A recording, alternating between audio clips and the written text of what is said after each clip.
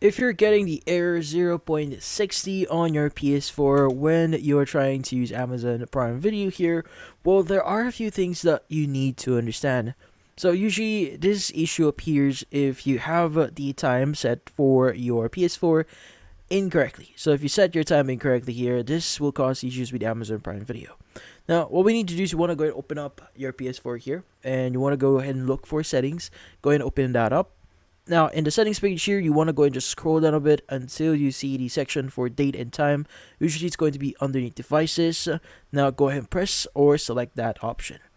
Now, on the next page here, you should see a bunch of options. So you have date and time zone, adjusting daylight saving, automatically date format, time format here. But what's important is going to be the date and time settings here. Now, there are two ways for you setting this up. So you could go and manually set up your date and time here. So if you click on date and time, you should be able to change that. But if you select time zone here, it will automatically detect or select the time zone for you. Now, you want to go ahead and choose either one here. You could go and set it manually or go and choose your time zone. But once you've selected that, make sure to save your changes here, and that should solve your issues. And that's about it. So hopefully this video was able to help you. Like and subscribe to our channel. Thank you for watching.